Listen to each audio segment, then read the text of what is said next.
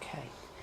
Hi, Mohammed. Hi, Karen. You've been doing some work on workforce efficiencies. Can you tell us where we're at? Yes, I would like to do that. Can I do a couple of things, actually? What I want to do to start with is just to set the broader context for the workforce efficiency, just to remind staff of where we are in broad terms as a council and where the workforce efficiencies fit, and then where we are with them.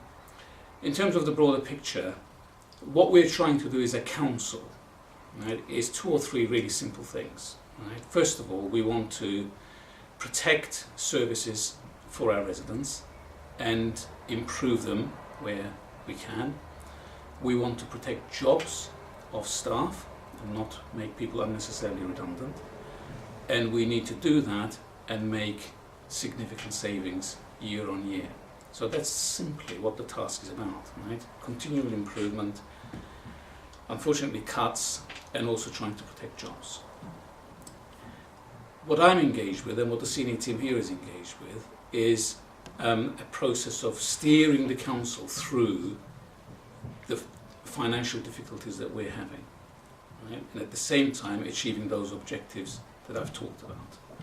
Now the size of this is quite significant. We've had to make something like £80 million of savings since 2009, and that is going to continue until at least 2018. So the financial context for local government and for the public sector more generally is going to be challenging still for the next 2 or 3 years. Okay?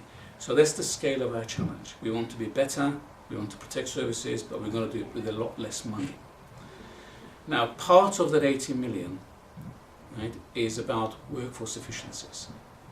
Right? A small part, something like 750,000 of the 18 million is to come from workforce efficiencies, and mainly from changing the way we do car user allowances. Okay, so it's important to see it in that broader context. Now, over the last 2 years, really, we've been negotiating with the trade unions. We have 3 trade unions in Denbighshire, a way of introducing a different approach to giving people a fair amount for the car mileage that they do. And specifically, what we've been wanting to do is to remove the lump sum element from the 440 members of staff who currently receive it in the form of essential car user allowance, and replace that with an amount per mile. And I'm pleased to say that we have now reached agreement with the unions, all 3 of them, on a proposal that is going out to staff who are union members to vote on. Okay? And this is really important because the message I'm giving out is not just the management message, it's a message that we've agreed with our unions. I want to set out what the proposal is so people understand it. But let me say that this is agreed by all members of this council, it's agreed by the union side, it's agreed by the management side. It has been done by 17 other local authorities, and all the remaining 6 are doing it as well. So this is a good deal, not because only the management say it, but everybody recognises that this is a good deal. And this is why I want staff to look at it carefully and hopefully to vote for it, because I want us to then move forward. Basically what we're proposing is that the 440 members of staff who currently receive the lump sum will be assimilated onto the 52.2p per mile rate that currently applies to casual users.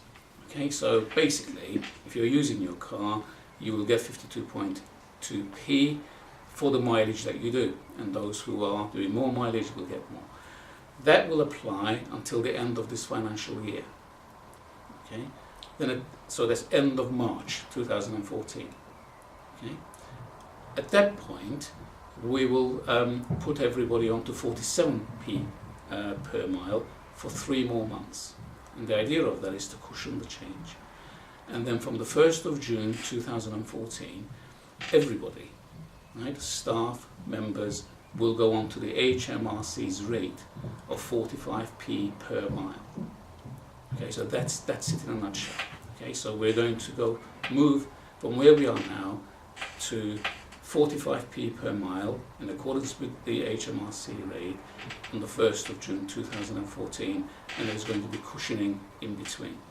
That's the proposal that's out to for staff to consider, and what we're asking people to vote for. Okay, because if we do get the vote and members decide to go with it, then we can implement it quite quickly and we don't have to look at more difficult cuts. What we have also done is to decide to leave for now the proposals on disturbance allowances and protection of salaries when people move jobs. Okay? Now those are things that we are working with the unions to resolve, and we have set ourselves a target of the end of September for concluding those discussions and having a decision. Okay? So hopefully we'll have an agreement on that as well. So that's where we are with them. And if we can deliver those things, that's a significant chunk of that financial strategy that I've talked about, and it will enable us to move forward. Nobody's job is threatened. Okay, you know, nobody's going to lose a job over this, and that's a priority for us. But it does mean a change in the way we fund mileage, and we need to do that, as many other authorities are having to do as well. So I hope that's clear for staff. Yeah, thank you very much, Okay. Mohammed. Thank you.